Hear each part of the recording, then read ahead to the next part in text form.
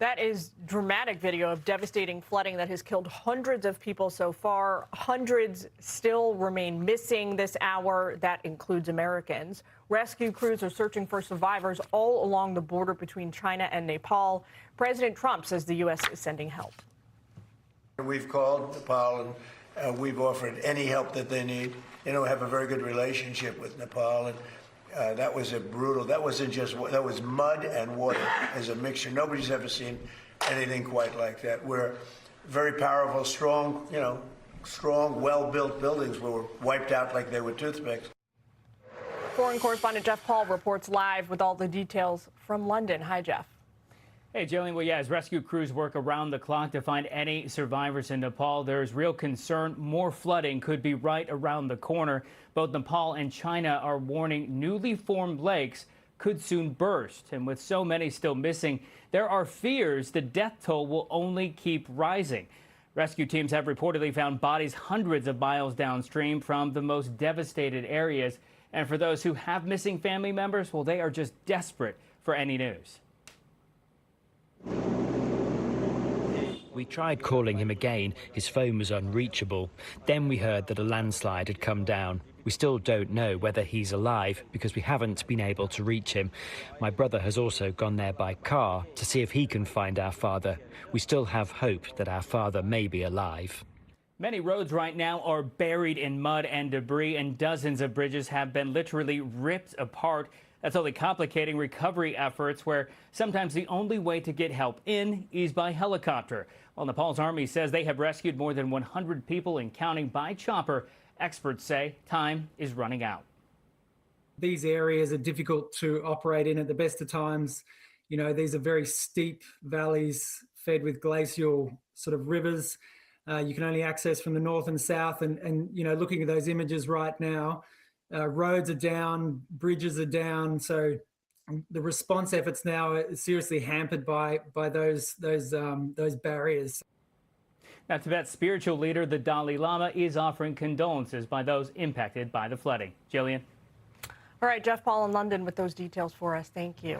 White House Press Secretary Caroline Leavitt, on her last day in the White House today, told Fox and Friends the U.S. is focused on rescuing every American possible. I spoke to the State Department this morning, and they have rescued a handful of Americans, and we will continue to do that. The U.S. Embassy at Nepal is in close contact with local authorities on the ground. And, of course, the Secretary himself is closely monitoring this. I spoke to him about it yesterday. We've offered our help and our assistance. But, of course, the first priority for this president and for Secretary Rubio will always be Americans. So let's bring in now State Department spokesperson Tommy Pigott. Tommy, that Secretary Rubio has been working on this intensely. We heard Caroline confirm earlier that there are a few Americans who have now been rescued. Can you share anything about their condition? Do you know anything? Well, right now, and these numbers are very dynamic, that we have 90 Americans that are currently unaccounted for, that we're in coordination with local authorities to try to locate. We are unaware of any American casualties at this time, and of course we can confirm that 3 Americans have been rescued. As Press Secretary Caroline Leavitt just indicated and just said, our highest priority is the safety and security of the American people. We remain in contact with local authorities, and we're mobilizing assistance in order to respond to this catastrophic flood. Do you have any sense at this early hour? I know the president just made that announcement a short time ago in the Oval.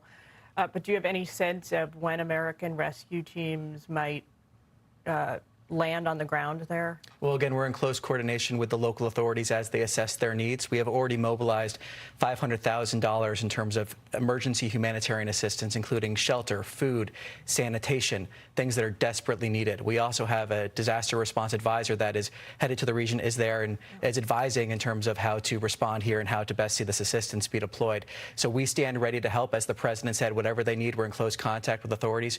We stand ready to help and have already mobilized assistance in response to this. A lot of Americans will be watching this as it unfolds, praying for these Americans.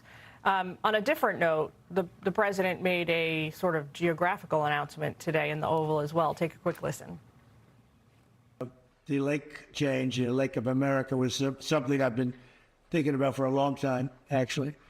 Well, they haven't treated us well. The Canadian officials have treated us very badly. They are the worst, and they feel entitled, and just we can't have that. Our own John Roberts pointed out earlier that the border between the United States and Canada is somewhere along this lake. So there's not really any hope Canada is going to adopt this name change. Do you think other countries around the world might? Well, look, as President Trump said in the Oval Office, we have a Gulf. Now we have a lake. Maybe we'll have an ocean. Ultimately, the president's going to keep standing up for American workers, going to keep on trying to balance our trading relationships. That's what he's done from the beginning, and that's part of why we see the economy in the shape that it is in terms of jobs and investment coming to the United States. It's good to dream big, maybe an ocean. Tommy, thanks so much for joining us. Thanks for having me Good on. to Thank see you. Be sure to like and subscribe for all the Fox News latest on YouTube and catch full shows streaming now on Fox One.